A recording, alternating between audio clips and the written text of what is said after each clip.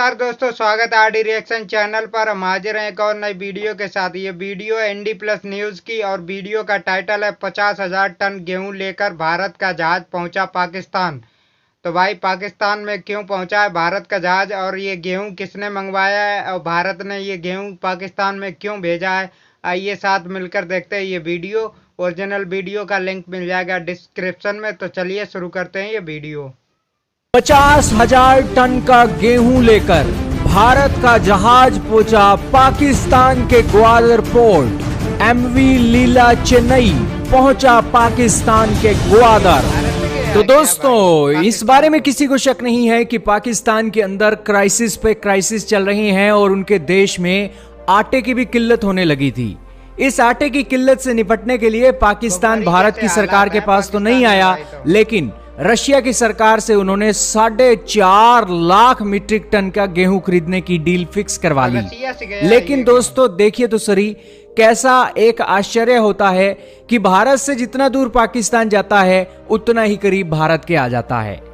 इस 4.5 lakh metric ton के गेहूं को मंगाने के लिए इन्होंने शिपों को टेंडर देना शुरू किया और उस टेंडर के अंदर भारतीय मूल के एक व्यक्ति हैं जिनका नाम है अनिल शर्मा।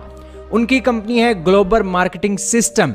उनकी कंपनी को टेंडर मिल गया और उन्होंने 50,000 मीट्रिक टन का जो एक गेहूं है अपने शिप के अंदर लादकर रशिया से पाकिस्तान के ग्वादर पोर्ट पहुंचा दिया है। सारा मामला जानेंगे, बहुत इंपॉर्टेंट न्यूज है। तो बिना किसी देरी के शुरू करते हैं आज की इस वीडियो को। दोस्तों, पाकिस्तान के अंदर महंगाई बहुत हो गई है। 40% से ज्यादा इनकी फूड इन्फ्लेशन चल रही है, यानी कि खाने पीने की चीजों में 40% की महंगाई देखने को मिल रही है और 50 सालों का रिकॉर्ड इनके देश में महंगाई ने तोड़ दिया है। इस महंगाई को कंट्रोल करने के लिए इन्हें चाहिए सस्ता गेहूं, तो इन्होंने रशिया से मंगाया है। कहां से मंगाया है? रशिया के अंदर एक जगह है और एक पोर्ट है जिस पोर्ट को कहते हैं नोवासियाक पोर्ट। ये पोर्ट तुर्की के पास ही पड़ता है और तुर्की के बीच में से होता हुआ ये पाकिस्तान के ग्वादर पोर्ट पहुंचा है। इसकी डिस्टेंस कितनी है दोस्तों? इसकी जो डिस्टेंस बताई जा रही है 4912 नॉटिकल माइल की बताई जाती है, लेकिन किलोमीटर में बदलें तो 9097 किलोमीटर इसकी डिस्टेंस है।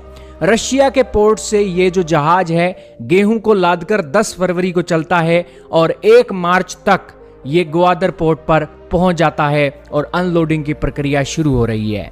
दोस्तों, ये जो जहाज है एमवी लीला चेन्नई, ये नाम से ही आपको पता लग रहा है कि भारतीय मूल पर इसे रखा गया है एमवी लीला चेन्नई। ये जो एक जहाज है ये ग्लोबल मार्केटिंग सिस्टम नाम की कंपनी का है। इस कंपनी के पास 40 जहाज हैं और ये कंपनी भारतीय मूल के अनिल शर्मा ने ही फाउंडेड की है।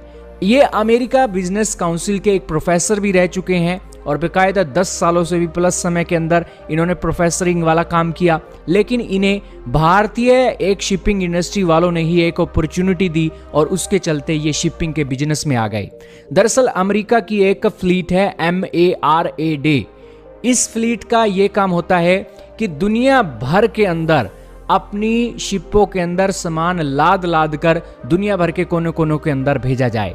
जब भी किसी देश के अंदर जंग होती है या फिर कोई देश कहता है कि हमें ऐड दो, तो इस फ्लीट को काम दिया जाता है कि अमेरिका के अंदर पड़ा हुआ सारा सामान लाद कर ये उस देश के अंदर लेकर जाए। या फिर अमेरिका की सेना को अगर सामान भेजना होता है तो इस शिप के थ्रू ही इनकी जाती है और इनकी MARAD नाम की 12,000 से ज्यादा शिपों की फ्लीट है।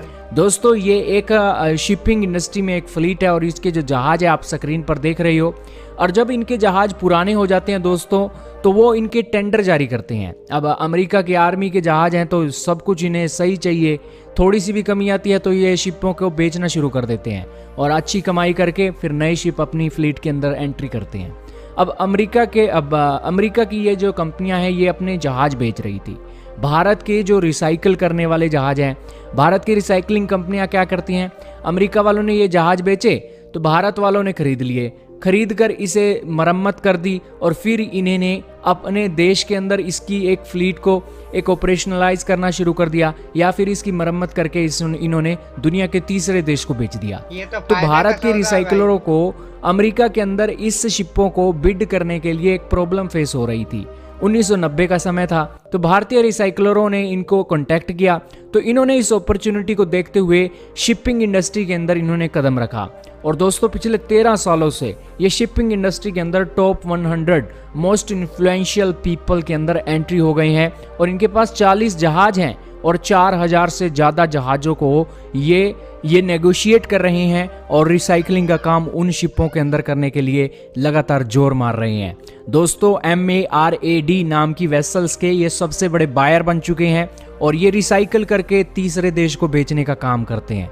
और भारत के अंदर ये गुजरात के अंदर बिलोंग करते थे और इनकी जो फैमिली गुजरात के अंदर थी वो रिसाइकलिंग का काम बहुत अच्छे तरीके से करती थी, चाहे कपड़े हों चाहे शूज़ हों। ये आपको पता ही है, भारत के अंदर परिवारों के अंदर आम बात है कि वो चीज़ों को रिसाइकल करके उसको यूज़ करना बहुत बखूबी तरीके से जानते हैं। और अनिल शर्मा के भी खून में है कि इस तरीके का काम वो करें और इस इंडस्ट्री में आकर उन्होंने शिपों को रिसाइकिल करना शुरू किया और आज दुनिया में नाम कमा रहे हैं।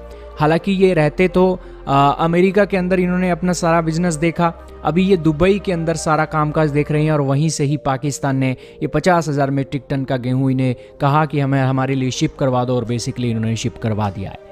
क्या कहना चाहोगे दोस्तों इस न्यूज़ के बारे में? कमेंट सेक्शन में जरूर बताइएगा। तो भाई वीडियो बहुत अच्छा था और बहुत अच्छी जानकारी दी है भाई ने। आपको पता तो होगा ही कि पाकिस्तान में इन दिनों क्या हालत है भाई, भुखमरी जैसे हालात हैं। महंगाई इतनी पहुंच चुकी है कि लोग खाने को तरस रहे हैं वहां पर, और खाने पीने चीज़ों की बहुत ज़्यादा कमी हो चुकी है पाकिस्तान में। इसलिए वहाँ की सरकार जो है खाने पीने की चीज़ें बहुत ही सस्ते दामों पर ख़रीदना चाहती हैं। इसी वजह से उन्होंने रूस से संपर्क किया था कि भाई खाने पीने की चीज़ें हमें सस्ते दामों पर दो। तो रूस ने उनकी बात मान ली और उनको 50,000 टन गेहूं जो है पाकिस्तान को दे दिया। लेकिन उसको जो जहाज़ लेकर आया वो भारतीय कंपनी का था जहाज़। भाई पाकिस्तान कितना भी दूर भाग ले भारत से, लेकिन कहीं न कहीं वो भारत के संपर्क में आ ही जाता है। आखिर बेटा कितना भाग सकता है बाप से। तो ये था भाई वीडियो आपको कैसा लगा कमेंट करके ज़रूर बताएं। अच्छा लगा हो तो चैनल को सब्सक्राइब करें। हम आपके लिए रिएक्शन वीडियो लाते रहेंगे। धन्यवाद।